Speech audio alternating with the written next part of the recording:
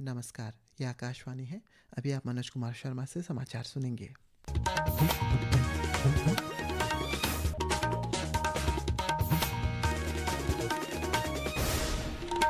पहले मुख्य समाचार। भारत और ग्रीस ने रणनीतिक साझेदारी को मजबूत करने की अपनी प्रतिबद्धता दोहराई। व्यापार, रक्षा, शिपिंग और कनेक्टिविटी सहित विभिन्न क्षेत्रों में प्रगति की समीक्षा की। भारत और थाईलैंड के विदेश मंत्रियों ने नई दिल्ली में द्विपक्षीय संबंधों, बहुपक्षीय सहयोग और क्षेत्रीय विकास पर चर्चा की। कश्मीर के अनंतनाग जिले में मुठभेड़ में 2 आतंकी ढेर। देश भर में आज गोवर्धन पूजा का पर्व धूमधाम से मनाया जा रहा है। उत्तराखंड में गंगोत्री धाम के कपाट शीतकाल के लिए बंद कर दिए गए हैं। और क्रिकेट में भारत ने मुंबई टेस्ट में न्यूजीलैंड के खिलाफ मैच जारी। अब समाचार विस्तार से। प्रधानमंत्री नरेंद्र मोदी और ग्रीस के प्रधानमंत्री किरियाकोस मित्सोताकिस ने दोनों देशों के बीच रणनीतिक साझेदारी को मजबूत करने की अपनी प्रतिबद्धता दोहराई है। टेलीफोन पर बातचीत के दौरान दोनों नेताओं ने भारत, मध्य पूर्व, यूरोप, आर्थिक गलियारे और पश्चिम एशिया के विकास सहित विभिन्न क्षेत्रीय और वैश्विक मुद्दों पर बातचीत की। उन्होंने व्यापार, रक्षा, शिपिंग और कनेक्टिविटी सहित द्विपक्षीय सहयोग के कई क्षेत्रों में प्रगति की समीक्षा की। बातचीत के दौरान श्री मित्सोताकिस ने भारत में आम चुनावों के बाद श्री मोदी को उनके पुनः निर्वाचित होने पर बधाई दी। केंद्रीय रेल मंत्री अश्विनी वैष्णव ने कल शाम नई दिल्ली स्थित रेलवे स्टेशन का दौरा किया, जहां उन्होंने त्योहारों के तैयारियों पर यात्रियों के लिए की गई विशेष सुविधाओं और व्यवस्थाओं की समीक्षा की। रेल मंत्री ने स्टेशन पर रेलगाड़ियों की प्रतीक्षा कर रहे यात्रियों से बातचीत भी की। उन्होंने रेलवे सुरक्षा बल और रेल अधिकारियों द्वारा यात्रियों की सुविधाओं के लिए की गई व्यवस्थाओं पर संतोष व्यक्त किया। छठ पूजा के अवसर पर यात्रियों की सुविधा के लिए विशेष रेलगाड़ियां चलाई जा रही है। राष्ट्रीय राजधानी में आनंद विहार, नई दिल्ली और निजामुद्दीन रेलवे स्टेशनों से विशेष रेलगाड़ियों का संचालन हो रहा है। उत्तर रेलवे के मुख्य जनसंपर्क अधिकारी हिमांशु शेखर उपाध्याय ने आकाशवाणी समाचार को बताया है कि त्योहारों को ध्यान में रखते हुए उत्तर रेलवे द्वारा दिल्ली के प्रमुख रेलवे स्टेशनों से विशेष रेलगाड़ियां चलाई जा रही है। दिल्ली के प्रमुख रेलवे स्टेशनों पर यात्रियों की सुविधा के लिए भीड़ को नियंत्रित करने के लिए भी विशेष व्यवस्था की गई है। केंद्रीय युवा कार्यक्रम और खेल मंत्री डॉक्टर मनसुख मांडविया ने युवाओं से प्रतिष्ठित राष्ट्रीय युवा पुरस्कार 2022-23 के लिए आवेदन करने की अपील की है। ये पुरस्कार 15 से 29 वर्ष की आयु के व्यक्तियों तथा संगठनों की विकास और समाज सेवा के विभिन्न क्षेत्रों में उत्कृष्ट कार्य तथा योगदान के लिए दिए जाते हैं।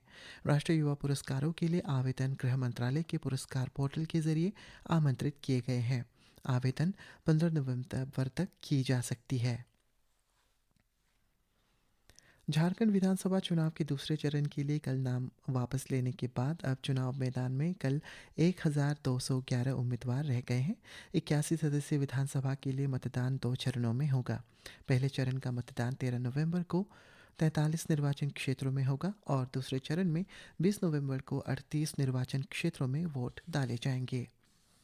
वहीं महाराष्ट्र विधानसभा चुनाव के लिए नामांकन वापस लेने की आखिरी तारीख 4 नवंबर है। राज्य में एक ही चरण में 20 नवंबर को मतदान होगा। झारखंड और महाराष्ट्र में मतगणना 23 नवंबर को की जाएगी। भारतीय जनता पार्टी के वरिष्ठ नेता और केंद्रीय गृह मंत्री अमित शाह आज रांची में पार्टी नेताओं के साथ चुनावी तैयारियों की समीक्षा करेंगे। श्री शाह कल पूर्वी सिंहभूम जिले के घाटशिला और धालभूमिगढ़, हजारीबाग जिले के बरकट्ठा और चतरा जिले के सिमरिया में चुनावी रैलियों को संबोधित भी करेंगे। केरल में उपचुनावों के लिए प्रचार अभियान समाप्त होने में मात्र 10 दिन बचे हुए हैं। राजनीतिक दल मतदाताओं का ध्यान आकर्षित करने के लिए जोरदार संघर्ष में लगे हुए हैं।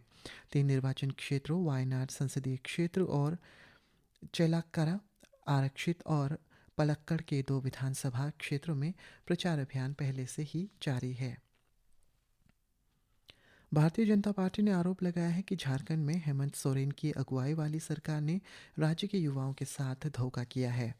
भाजपा के झारखंड चुनाव प्रभारी शिवराज सिंह चौहान ने रांची में कहा है कि अगर भाजपा सत्ता में आएगी तो पहले कैबिनेट बैठक में 2,87,000 सरकारी पदों को भरने का फैसला लिया जाएगा। दूसरी ओर झारखंड मुक्त मोर्चा के वरिष्ठ नेता और मुख्यमंत्री हेमंत सोरेन ने कहा है कि प्रदेश के लोग अपने मतदान से उनके काम का मूल्यांकन करेंगे। भारत की 4 दिवसीय यात्रा पर आए थाईलैंड के विदेश मंत्री मैरिस सांगियाम्पोंगसा ने आज नई दिल्ली में विदेश मंत्री डॉक्टर एस जयशंकर से मुलाकात की।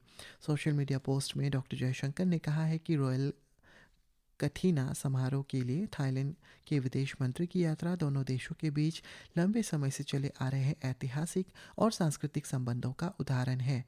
उन्होंने भारत थाईलैंड संबंधों, बहुपक्षीय सहयोग और क्षेत्रीय विकास पर चर्चा की। श्री सांगियाम्पोंगसा बृहस्पतिवार को नई दिल्ली पहुंचे थे। उन्होंने कल नई दिल्ली में विवेकानंद इंटरनेशनल फाउंडेशन के सदस्यों के साथ विचारों का आदान प्रदान किया और धम्म की एशियाई शताब्दी की और विशेष स्तंभों पर ध्यान दिया। उन्होंने इस बात पर जोर दिया है कि शांति और स्थिरता को बढ़ावा देने के लिए भगवान बुद्ध की शिक्षाओं को दुनिया भर में फैलाने में थाईलैंड और भारत की महत्वपूर्ण भूमिका रही है। प्रधानमंत्री नरेंद्र मोदी ने गुजराती नववर्ष के अवसर पर शुभकामनाएं दी है। सोशल मीडिया पोस्ट में श्री मोदी ने कामना की है कि यह नववर्ष लोगों के जीवन में खुशियां, सफलता और समृद्धि लेकर आएगा। गुजराती नववर्ष बेस्तु वर्ष के रूप में भी लोकप्रिय है और ये पूरे राज्य में परंपरागत उत्साह के साथ मनाया जाता है। इस अवसर पर मंदिरों में विशेष पूजा अर्चना भी की जा रही है। उच्च स्तरीय भारतीय प्रतिनिधिमंडल की सक्रिय भागीदारी के साथ G20 बैठक में आपदा जोखिम कम करने के बारे में पहली मंत्रिस्तरीय घोषणा पर आम सहमति बन गई है। आज जारी आधिकारिक बयान में यह जानकारी दी गई। आपदा जोखिम कम करने की G20 कार्यकारी समूह की मंत्रिस्तरीय बैठक ब्राज़ील के बेलेम में 30 अक्टूबर से 1 नवंबर तक हुई। विदेश मंत्री डॉक्टर एस जयशंकर कल से ऑस्ट्रेलिया और सिंगापुर के 6 दिन की यात्रा पर रहेंगे। इस दौरान विदेश मंत्री ब्रिस्बेन जाएंगे और ऑस्ट्रेलिया में भारत के चौथे वाणिज्यिक दूतावास का उद्घाटन करेंगे। वे कैनबरा में ऑस्ट्रेलिया की विदेश मंत्री पेन्नी वोंग के साथ विदेश मंत्री स्तरीय रूपरेखा संवाद की 15वीं बैठक की सह अध्यक्षता करेंगे। अंतर्राष्ट्रीय श्रम संगठन के शासकीय निकाय की 392वीं बैठक जिनेवा में हो रही है। ये बैठक 28 अक्टूबर को शुरू हुई थी और 7 नवंबर तक चलेगी। बैठक के दौरान श्रम और रोजगार सचिव सुमित डावड़ा ने गरीबी के सभी आयामों के बारे में महत्वपूर्ण प्रयासों में जीवन स्तर सुधारने की भारत की प्रतिबद्धता की जानकारी दी। कश्मीर घाटी में अनंतनाग जिले के हल्कन गली क्षेत्र में आज दोपहर सुरक्षा बलों के साथ मुठभेड़ में 2 आतंकी मारे गए हैं। श्रीनगर स्थित चिनार कोर की सोशल मीडिया पोस्ट के अनुसार क्षेत्र में कुछ आतंकियों की मौजूदगी की जानकारी मिलने के बाद पुलिस और सुरक्षा बलों ने कार्रवाई शुरू की। हल्कन गली के निकट संदिग्ध गतिविधि देखी जाने के बाद सुरक्षा बलों ने उन्हें चुनौती दी। इसके बाद आतंकियों ने जवानों पर गोलीबारी शुरू कर दी। सुरक्षा बलों की जवाबी कार्रवाई में 2 आतंकी मारे गए। इन आतंकियों की अभी पहचान नहीं हुई है।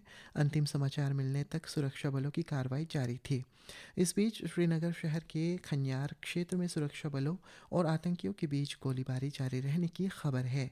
क्षेत्र में सुरक्षा बलों की घेराबंदी और खोजबीन के बाद मुठभेड़ शुरू हुई। मध्य प्रदेश में आज गोवर्धन पूजा के अवसर पर कई तरह के कार्यक्रम आयोजित किए जा रहे हैं। सरकार ने जिला स्तर पर गौ पूजा कार्यक्रम की आयोजन किए हैं। इन कार्यक्रमों में सभी जनप्रतिनिधि भाग ले रहे हैं। मुख्यमंत्री डॉक्टर मोहन यादव भोपाल में आयोजित राज्य स्तरीय कार्यक्रम में शामिल हुए।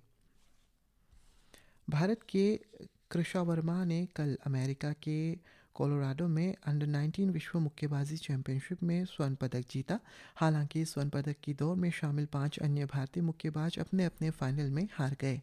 आज रात निशा, सुप्रिया देवी थोकचोम और पार्थवी गरेवाल सहित 5 और महिला मुक्केबाज स्वर्ण पदक के लिए स्पर्धी करेंगे।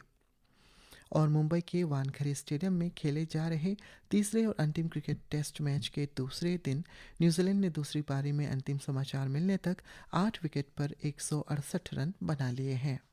इसी के साथ ये समाचार बुलेटिन समाप्त हुआ। नमस्कार।